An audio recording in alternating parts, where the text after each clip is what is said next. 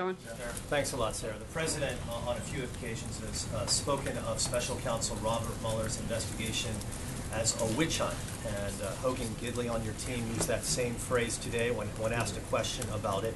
If Mr. Mueller asks the President to submit to an interview, is that something that the President would be open to? Look, as we've said probably just about every day this year since we've been here, that we're going to be fully cooperative with the special counsel, and we're going to continue to do that throughout the process. But we're also not going to comment on who may or may not or could be interviewed at any point, but we're going to continue to be fully cooperative with the process. If it is, Sarah, a witch hunt, as the President has said and as other members of the administration have said, why doesn't the President just get rid of Bob Mueller? Just fire him.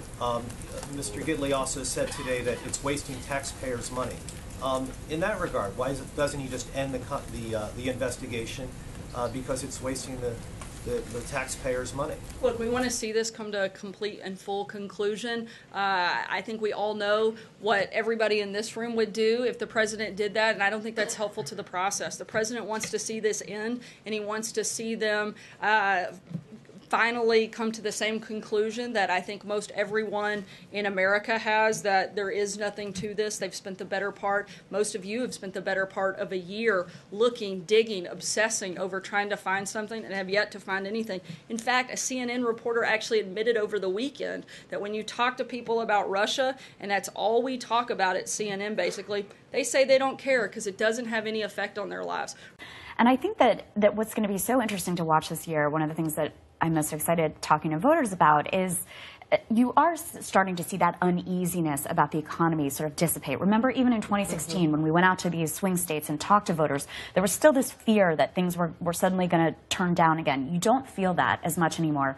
And I'm so interested to see how the Russia investigation affects things, because so far out in these districts, when you talk to people about Russia, and that's all we talk about at CNN, basically, they say they don't care. It doesn't have any effect on their lives. So frankly, this administration, we've said it time and time before, there was no collusion. There's nothing to it. We're ready to move on. Clearly, the American people are. And my guess is some of you are probably tired of talking about it as well. And hopefully we'll get to that point soon and we can do that. The President tweeted today about these missing text messages at the FBI.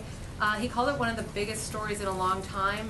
Does he think there's a cover-up, or why does he think this is one of the biggest stories in a long time? I think he thinks that there's a great cause for concern that 5 months worth of text messages have gone missing, particularly given the individual that has part of that process has already been shown to be extremely biased against the President and was involved in what seems to be some very inappropriate behavior, and that certainly is a great concern. You guys are absolutely obsessed with everything to do with collusion if it has anything to do with the President. We hope that you'll take some of that same obsession, energy, and fervor and direct it to some of the places where it looks like there could have been some really inappropriate and possibly illegal behavior.